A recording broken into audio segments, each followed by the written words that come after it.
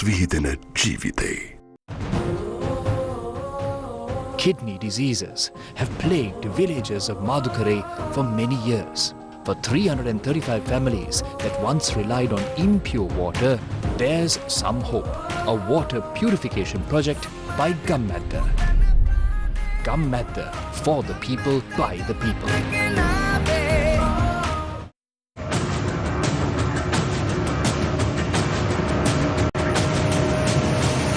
Newsfirst, Newsline. Hello there, a very good evening and welcome to another edition of Newsline. Of course, today we are coming to you live, but virtually, of course, because of the hardships that everybody in Sri Lanka are facing right now. The situation in the country keeps getting worse by the day.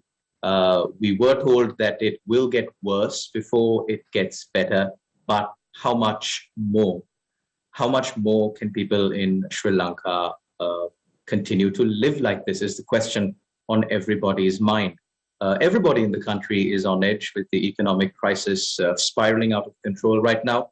There was a Washington Post article that was published saying that the real epicenter of a global crisis is not in Ukraine, but here in Sri Lanka.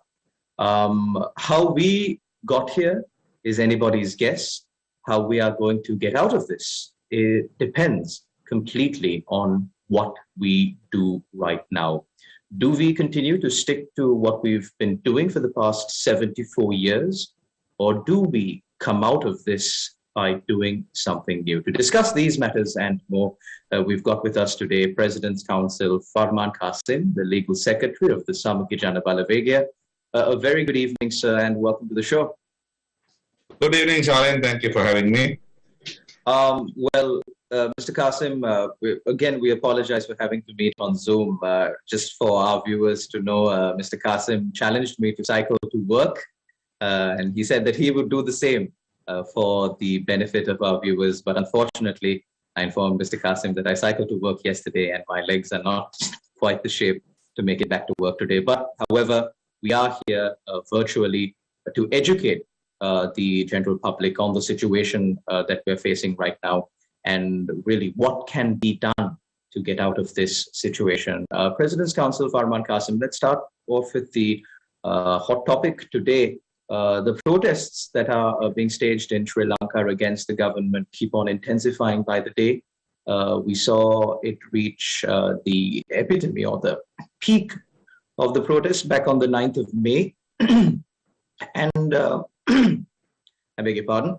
Again today, there were many protests that were held in Sri Lanka. Now, you were one of the attorneys who went to the police station when former parliamentarian Hirumika Premachandra, Rehan Chavikrama from the SJP, and a number of other activists were arrested from opposite the president's residence. What really happened as a person there?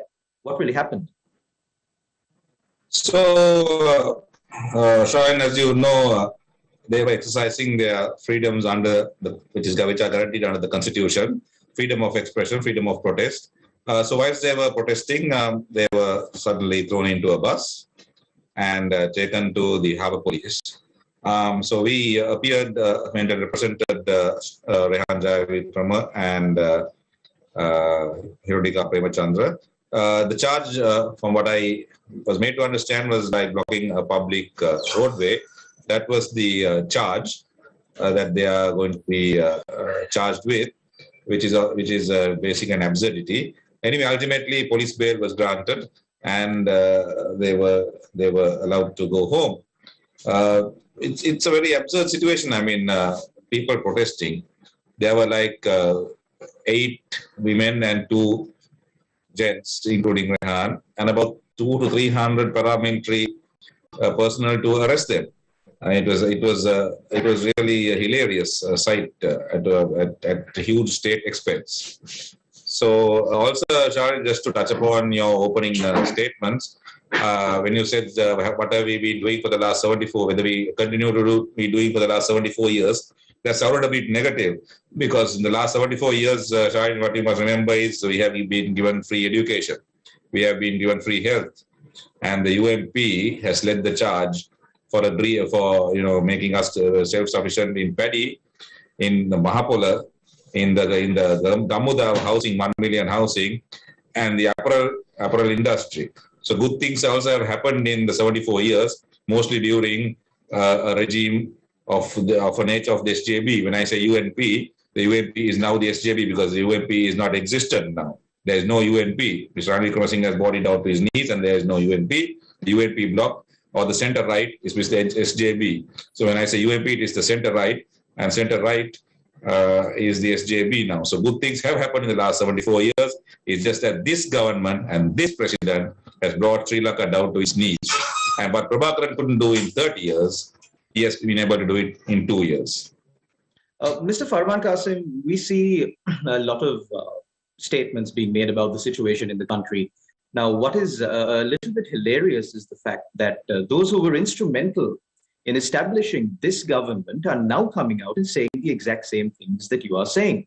I recently saw Minister Duminda Dissanayake, former Minister Duminda Dissanayake, coming out and saying the exact same thing that you said. What Prabhakaran couldn't do in 30 years, the current president has done within 2.5 years. But speaking from the perspective of a member of the general public right now, like I said before, Mr. Farman Qasim, I'm not sure if you came across this article, but the Washington Post really has put out an article calling Sri Lanka the center of the global crisis. And we don't even have a war in the country. I mean, there is a certain, if you want to dub the struggle of the people as a war for freedom, then there is a war. But physically, a war where two factions are firing at each other, like what's happening in the Ukraine and Russia, there is no situation like that in the country. So from the perspective of a person who is a member of the general public, there is a lot of anger, there is a lot of frustration, there is a lot of confusion on what can really be done. Because this government was given a resounding majority by the people. They said, give us the presidency. Presidency was given. Then the president said, give us a 2/3 majority. A 2/3 majority was given at an election for the first time in the history of Sri Lanka. Every other time that a 2/3 majority was formed in parliament, it was by way of buying over or winning over parliamentarians from the opposition. But this time, a majority was given. The president said, I need more powers, otherwise I can't govern the country. That was given in the form of the 20th Amendment to the Constitution.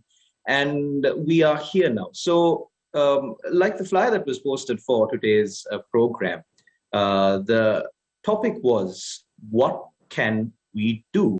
A member of the general public, sitting at home, wondering how he's going to find, enough money to feed his family tomorrow. What can they really do when there is such an acute lack of basic essentials in the country? And the right of a person to protest and demand for accountability, demand for mere essentials in the country is being curtailed like this. What can a person do? Well, Sharlan, it's the position is actually very pathetic. Let me come on screen. I need to. Can you hear me, Sharlan? Yes, I can hear you, Mr. Qasim. Yeah, the lights went off. That's the state of the country. So I need to get my inverter on. So that's done. So this is the plight of the country. This is the plight that everybody is now facing. So lights out, and then we have to use our inverters and stuff. So anyway, going back to your question, obviously the president, at least you can have some bit of empathy, sympathy. We don't seem to be getting that from this president and this government. Like you said, the members of the government are now acting like they are in the opposition. It's absolute mockery. What they are doing is absolute mockery and taking the people for a ride. So this is where the people's anger is coming in. If they have brought in a president, if they have supported a certain president, you have to live by that. And then if he's not doing a job, then you have to throw him out. But without coming and they are playing political games by coming and criticizing the president. Now people like Imal Veeramansa, I don't know if I think they were always with us. It sounds like that. So they're taking the people for a ride. So obviously the people are angry, very angry. Their blood is boiling. It doesn't have to be a normal person. It's even us. Everybody has been taken for a ride. So what will we do? Unfortunately, we can't do much. We can only wait it out. As a country, we are maturing. Every country has had struggles. Every country has had revolutions. Every country had changes of government that's in a situation like this. So we need to now stop looking for saviors. There is no one Messiah who's going to come to save us. It's not going to happen. X, Y, Z can't do it. First we look for Gotabaya, then we look for Mahinda before that. We're looking for one person. One person can never do it. We must demand for structures and systems. If we don't have structures and systems, we will never come out of it. We need, for example, we need a proper bribery commission. We need a proper Attorney General's department where the prosecution is separate and independent. Those systems need to come in. If those don't come in, today, those systems are non-existent. Unfortunately, we for the legal profession, even Shai, you and I, sometimes we are embarrassed to say that we are for the legal profession because of the things that the own legal fraternity have been doing, whether it's a state or private. So these things, the structures and formations have to be made. And we have to live by those structures. So there is not going to be one Messiah coming, X can save us, Y can save us, Z can save us. It's not going to happen. We need to demand for structures, transparency, accountability. For example, now we keep talking about Singapore, Sharlan. What did Lee Kuan Yew do first 6 months when he came into power? Two of his friends were in the cabinet. One studied with him in Oxford. One of his good friends. And he was in the cabinet. They went on some trip to abroad. And when they came back, the bribery commission or whatever equivalent at that time was there and asked them, how did you go on this trip? They had no answer. They were arrested and put into jail. One of his best friends and who was his cabinet minister. Now that's how you lead by example. That you have the system. Nobody can play with the system. So until we get that and until we demand that, nothing is going to change. So what the people can do now, even though they are in hunger and in anger, what we can demand is for structures and systems. That's what we can do now. But Mr. Qasim, people are demanding for structures now, at least. Unfortunate to say that it's the same people who are demanding for structural change now, who were unfortunately, you and I mean, maybe certain people who didn't demand for structural change back in the day, who were comfortable with the system that they were in, have now realized that we can't continue any further like this. And they are also coming onto the streets and demanding for structural change. But every time someone demands for structural change, every time someone voices their concerns, they are met with so much aggression. Mr. Farman Qasim, recently there was this incident, I believe you would have seen it as well, at a petrol station. It's gained much traction in Sri Lanka, where an army officer was seen kicking a person right in the chest. Now, mind you, these army officers are trained in combat, close range combat as well as long range combat. It's in their line of duty. However, to assault a person like this, and what really baffled me was the response that was quoted by the media of this army officer when he said that he kicked the protester in not to hit him. I mean, not to make contact. He just kicked with the intention of not making contact. Now, I mean, I'm pretty sure, Mr. Qasim, you would have seen such absurd statements or such absurd positions being taken, maybe even in a court of law or a similar body.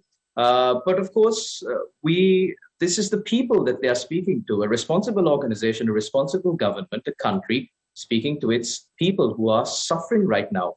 So when people see these kind of things, what kind of assurances that they have of their safety when they go out and demand for these things? I mean, these are just average people like you and I. We don't have army training. We maybe know a little bit about how to defend ourselves, but finding yourself in a situation like that, as a member of the legal profession, what would be your advice for a person who finds himself in such a situation? I know in the heat of the moment, it might be hard to think, but anyways, it's good to know, at least have it at the back of your head that these are the things that I should do.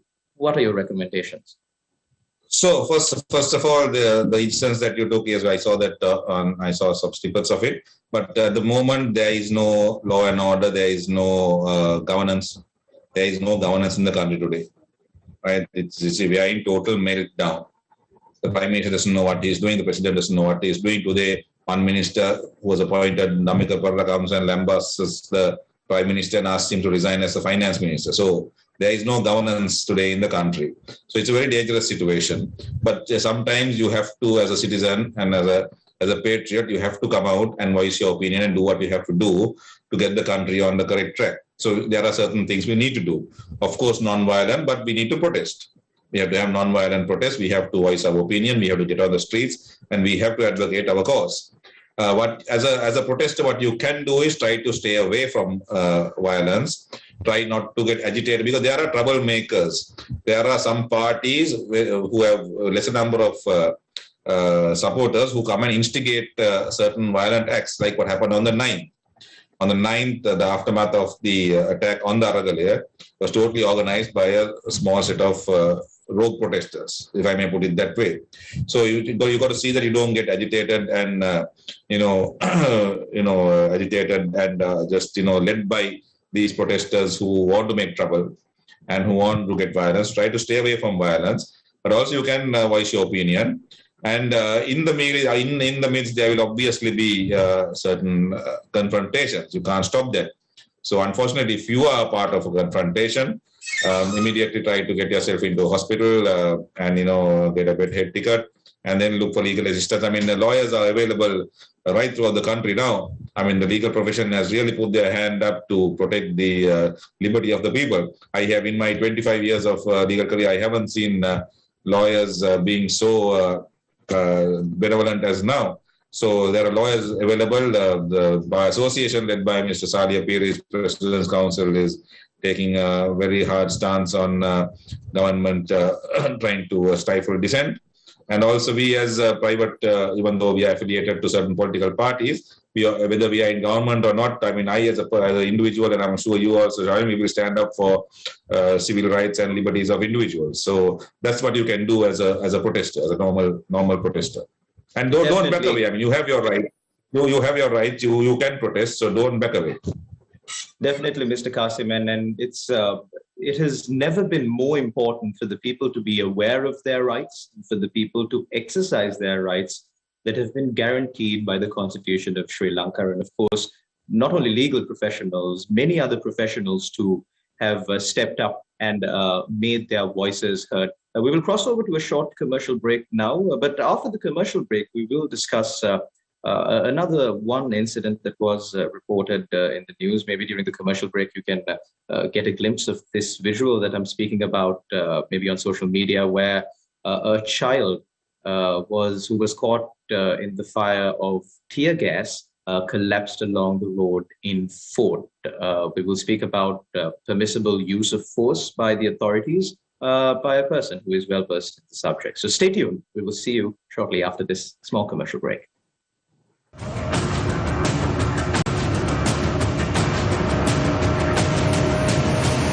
Newsfirst, Newsline. Hirunika protests opposite President's house in Colombo.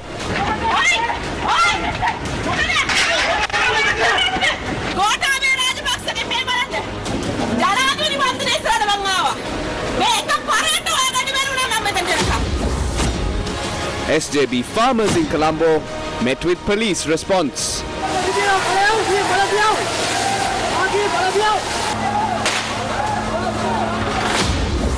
Trade unions defending refinery met with tear gas.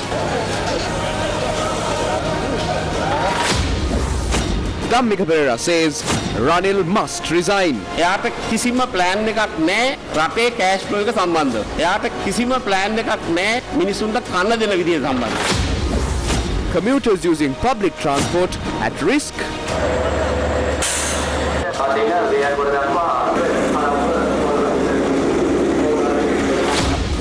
Will the next fuel shipment be further delayed? එකම එක සැපයුම් කරුවෙක්ටවත් තාමත් අපිට ලබා දෙන්න බැරි වෙලා තියෙනවා 22ට පෙර තහවුරු කරපු petrol නෞකාව. Will Anura Kumara take up the challenge? අපිත් කැමති කණ්ඩායමක් මේ පාර්ලිමේන්තුවේ තින තෝරාගෙන අපිට ආණ්ඩුවක් හදාගන්න දෙනවා නම් අපි මේ ප්‍රශ්න ඉස්සනවා. How's the cabinet done? දැන් කියන්නේ ඉස්සලක් දරකොට ඕකේ එකද?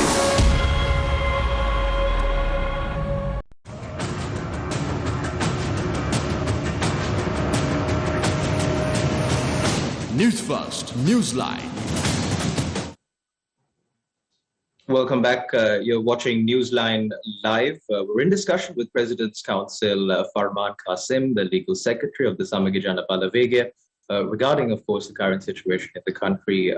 If you're joining us just now, we spoke about certain incidents that took place in Sri Lanka today. And I promised the viewers that we will also speak about the permissible use of force by authorities when protests are taking place, because that seems to be one of the key factors or the key things that are taking place in the country today, where people are stepping up, people are stepping out and exercising their rights that have been guaranteed under the constitution of Sri Lanka. So if our viewers were able to catch a glimpse of the visual that I was speaking about before, where this child who had come to Colombo with his father to purchase medicine, as medicine is so scarcely available in certain other parts of the country, was caught in the line of fire of tear gas that were fired at protesters who made their way closer to the president's residence, I believe, after certain former parliamentarians also went inside. The police fired tear gas. But Mr. Qasim, I don't know if you had seen this piece of footage that is circulating on social media, but it was really disturbing because of the fact that tear gas was being fired in all directions. I'm not sure if the police got their aim wrong or if this is something that happens usually. But, well, then again, nothing that happens in Sri Lanka right now is usual, according to, things that are taking place in the country right now. So this tear gas being fired along the road, some of these tear gas cans were knocking on buses, and people in the buses were inconvenienced. But what really caught me was the sight of this child who had come to Colombo with his father to purchase medicine, getting caught in this tear gas and then collapsing then and there. And the barrage of tear gas didn't stop. It just kept on coming. It just kept on coming. And I hope and pray that this child was all right, because the footage cuts off short because there's so much of tear gas afterwards. But Mr. Farman Qasim, when it comes to the use of force, I mean, are there any parameters that authorities are supposed to follow? Because these are people's lives that we're talking about. What if the child suffers serious conditions because of this gas? Is there anyone responsible? Of course, Sharlan, there is lots of responsibility. And also, I haven't seen the visual which you talk about, how you describe me. I mean, you fire tear gas only if the crowd is being violent. I mean, just because they are making their way towards the president's house, these are all public property. The president's house, people are supposed to go and meet the president. If you can't go and meet your own president, and the president can't meet his people, this is a crazy situation. I mean, people are making their way on a peaceful protest. Now, are they trying to jump into the president's house? No. Are they trying to burn buses? No. Are they trying to assault people? No. And why would you want to use tear gas? So there is a thing called minimum force. Minimum force has to be used to quell violence. There is no violence going on here. Why would you want to shoot tear? Only in Sri Lanka you get this tear gas business. Any protest you want to disperse, you disperse with tear gas. It is taught in my books. It's not minimum force. It's illegal. And the officers who gave these orders to fire tear gas, it's high time, I think, the Supreme Court also needs to look at this and say this kind of shooting tear gas is illegal. You can't do it. It's a violation of your rights. The time is right now. You can't be firing tear gas into a crowd which is not violent.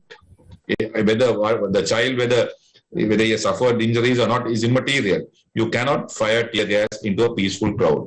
A crowd just advancing on a protest, how can that be a violent crowd? If somebody tries to jump into the president's house and run into the garden of about 20 or 30 acres that place is, then of course you can shoot it. That's a different matter. But you can't fire tear gas into a crowd. What is the meaning of this? So what I say is, what they are doing, what the police is doing is totally illegal. And it's high time, I think, that we advocate this cause also in the Supreme Court to get an order that it's illegal. And the Supreme Court also needs to be brave. Lawyers need to be brave. Everybody needs to be brave to take some brave decisions regarding this. So, Mr. Farman Qasim, what you're saying is that if a person is affected in such a way, they do have some sort of recourse in law by way of an application to the Supreme Court.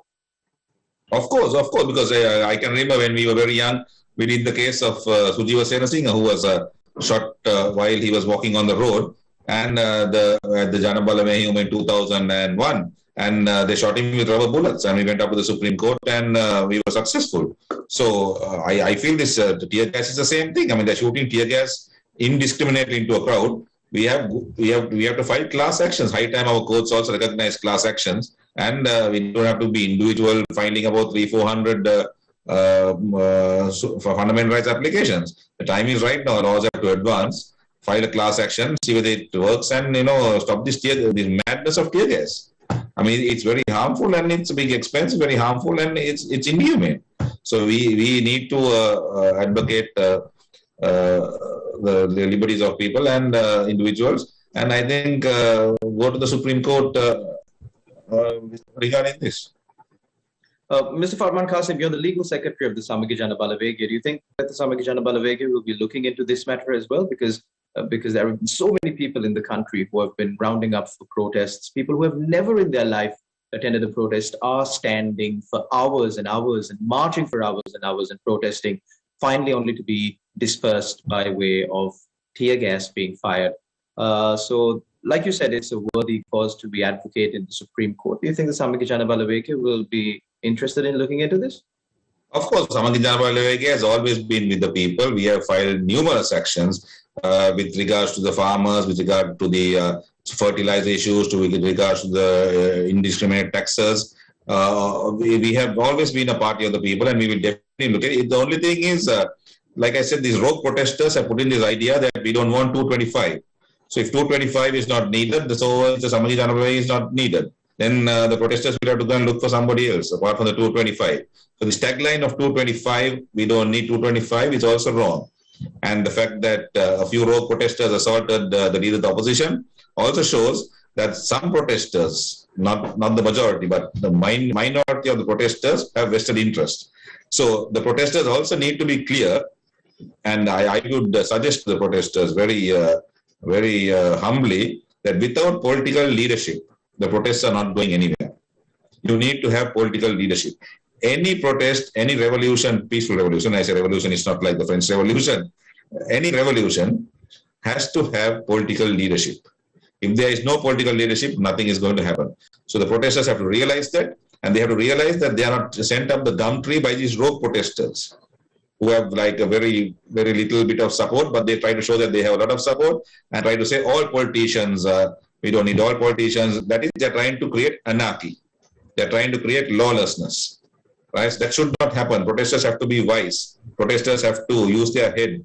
And there has to be, whether it is Samagi Jana Balawege or whether it is TNA or some other party, you need political leadership. If there is no political leadership, how do you go through a government? If Mr. Gotabaya Rajapaksa or Ranil Wickremesinghe resigns tomorrow, who takes over government? It has to be some political party. Without a political party, without 225 in parliament, you can't run a country. Then there will be anarchy. Then there will be lawlessness. We'll be like some hinterland. So protesters have to be smart.